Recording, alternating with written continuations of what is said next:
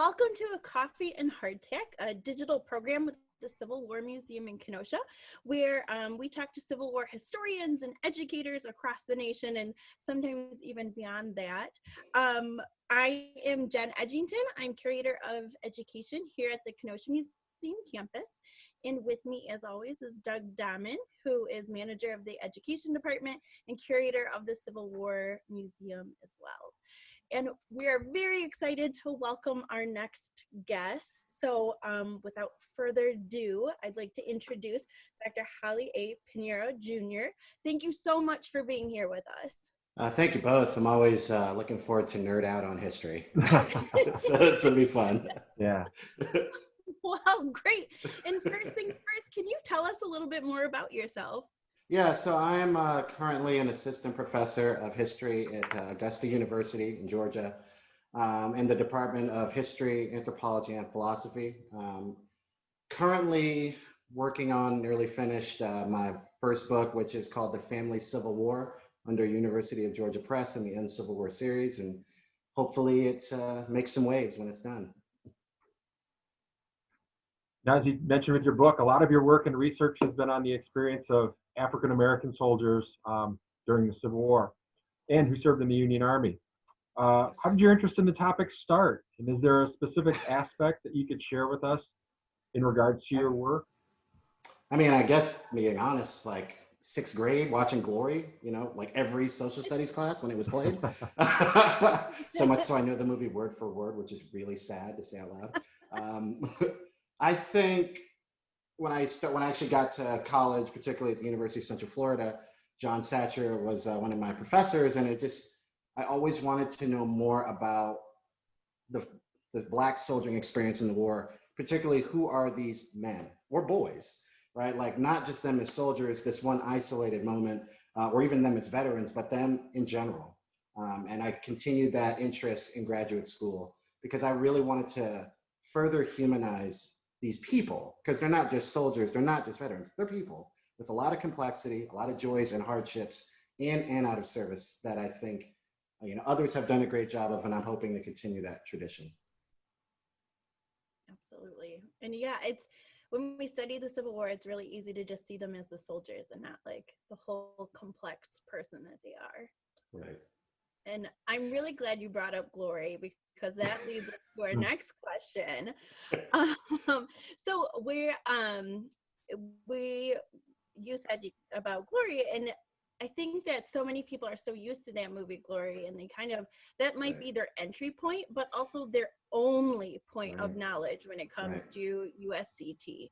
So because of the movie Glory, so many people associate just the 54th Massachusetts, and that might be their only knowledge base for USCT or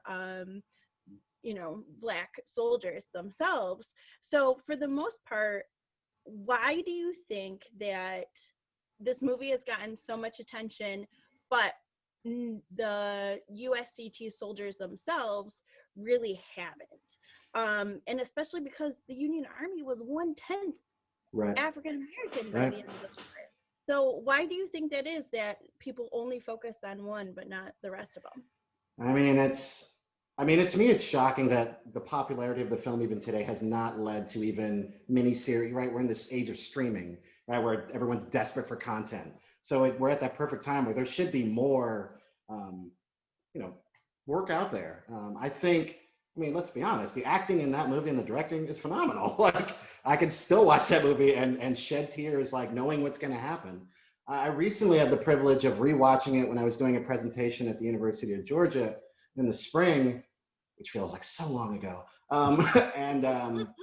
There was two things that really stuck out to me. One was that the opening of the film actually used that lost cause rhetoric that the Daughters of the Confederacy used when they called it the war between the states, which was so odd that I haven't seen people really tease that out more.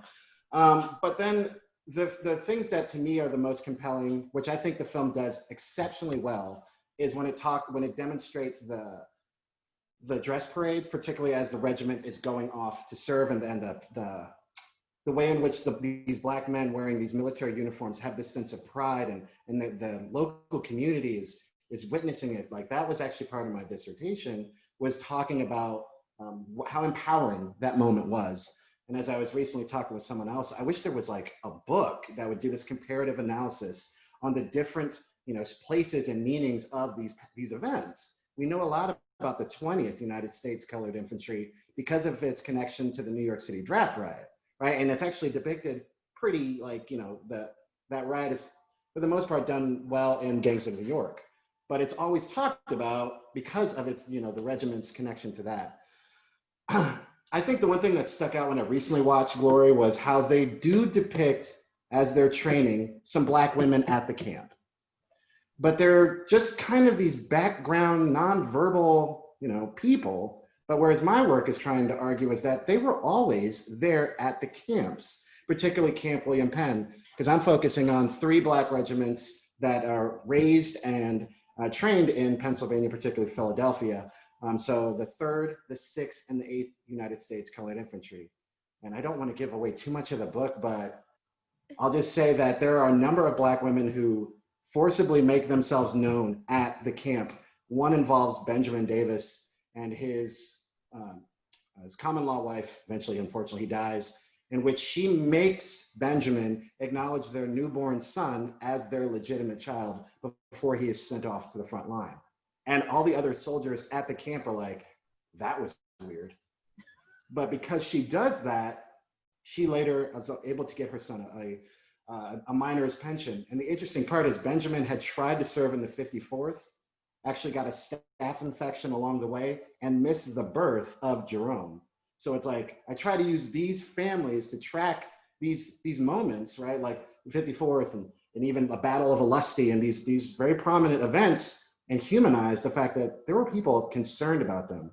Scholars have always recognized that families matter in the context of war, even going back to Ira Berlin or Black veterans who became historians in the late 19th century.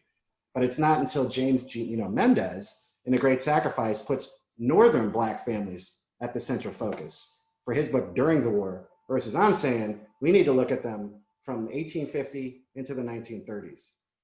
Because I'll just say that my book has a very powerful closing with a daughter of a veteran who deserts, who writes to the First Lady, Eleanor Roosevelt, and basically says, can you help us? I'm a poor Black woman from Philly, and I need your help. You've done so much for Black people. I really need you to help me with this pension. And she responds. And it starts a dialogue between this woman and the First Lady. And it's just like, it blows my mind. Like that is just, to me, is so fascinating. And that's the kind of things that Glory's never going to get to, unfortunately. Absolutely. Can't wait to read about it. Now, Holly, we were talking earlier about your connection to the University of Iowa in the Upper Midwest. Yes. Here in our museum, we have a pretty considerable section of our interpretation downstairs covering the 29th USCI.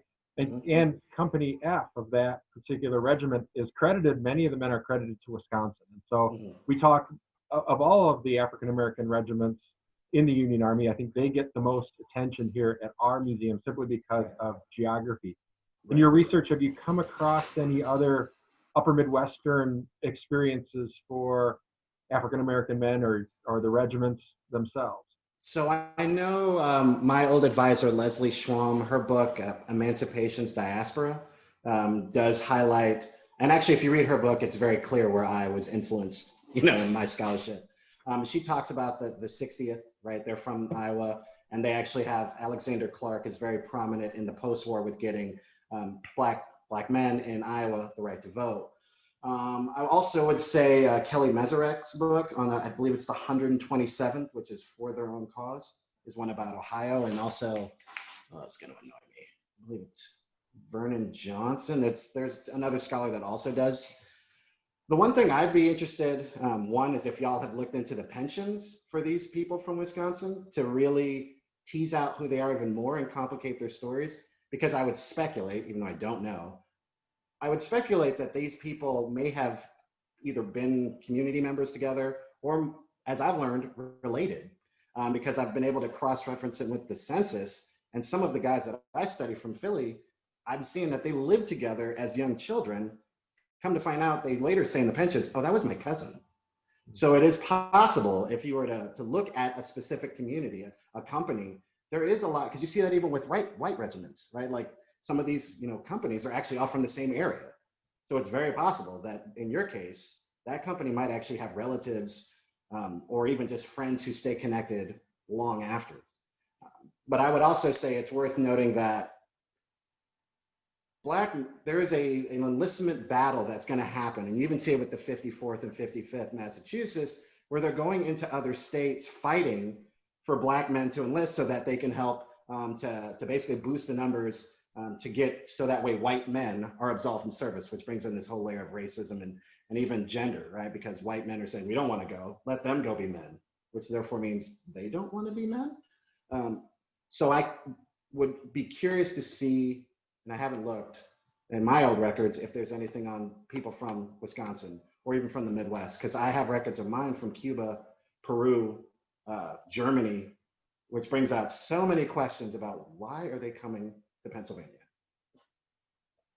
Yeah, there's a new book coming out, a man by the name of Jeff Kannel.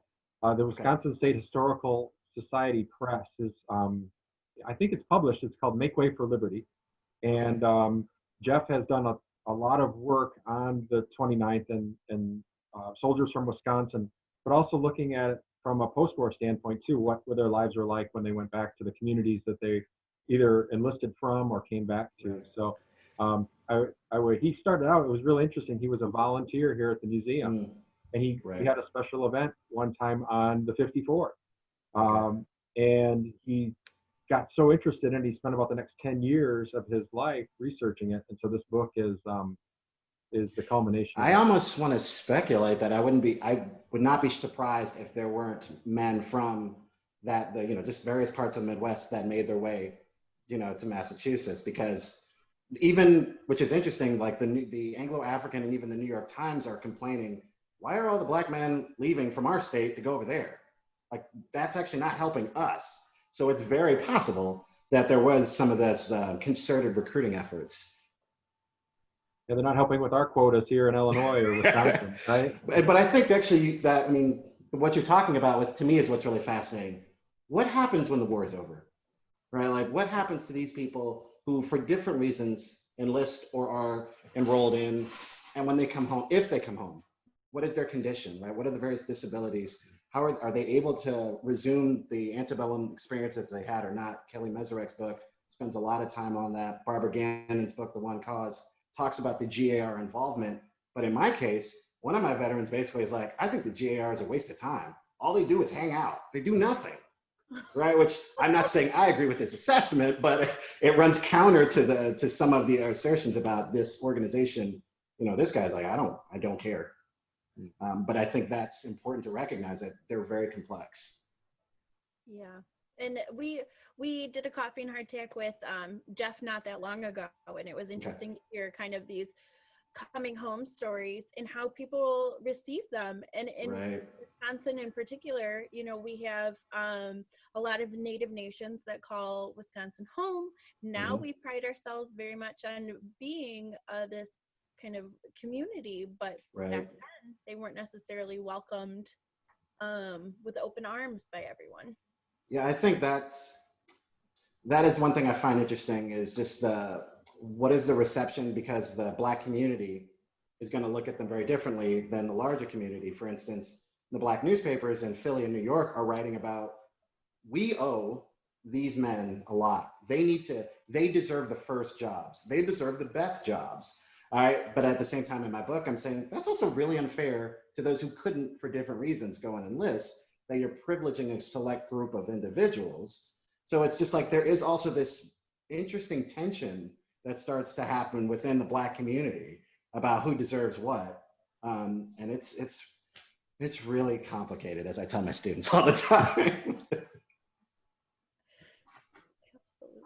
Absolutely. So I have the next question.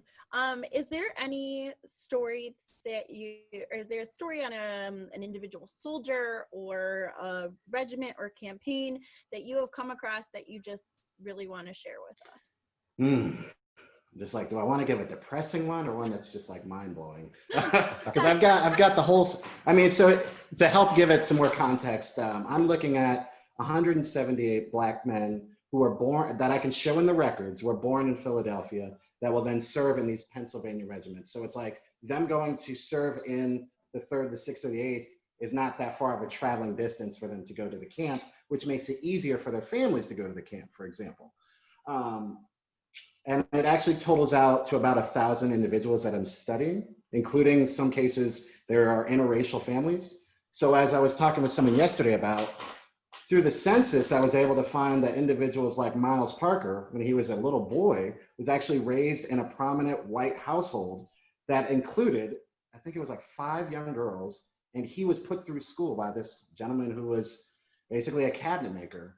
And in the history of Philadelphia, which has one of the most, unfortunately, long, well-established histories of racial violence, whether we're talking the Pennsylvania Hall burning, just so many different large and small instances of violence, this case was an example of a fictive kinship where this white family took in this little black boy, put him through school, and actually gave him protection, and therefore refutes the notion that blacks and whites can't mix together and live together in harmony. I'll just say that Benjamin Davis's family is one of those that they follow through the story. I actually open up the book with them. It's really depressing because I try to use Benjamin's military experience to complicate masculinity, nationalism, and what does it mean for the family. Long story short, Benjamin's caught as a prisoner of war and is later killed because he refuses to dig a ditch. And so I ask my students when I tell the story of him, so what does that mean that he refused because he saw himself as a man to do this act, right? Whether he sees it as helping the Confederates or he just sees it as disrespectful, and now he's dead. He showed he's a man, right? And they're like, yeah, but he's not home with his family. Or what if he had decided to do it? Is he a traitor to his people for in some ways helping? It's just like, I want to complicate it. And unfortunately, in the case of Benjamin's widow, Mary Leighton, in 1884, she'll outright tell a pension agent that you and the United States Army are the reason that my family has dissolved. In 1864, your decision, she's saying your, meaning federal government's decision to enlist black men took everything from me. And in a roundabout way, she's kind of right, because she will never see her son again. And there's, the son later talks about this. He has anger towards his mother because he blames her for his father's death, even though she's not the, like she's not the Confederate soldier that made this happen. And there's just all this frustration. But at the same time, I think it's important that we look at pensions, this fight to be seen and heard in historical record as what I'm calling the family's cause, right? So we have the lost cause, or as Adam Downby calls it, the false cause myth. Barbara Gannon has the one cause.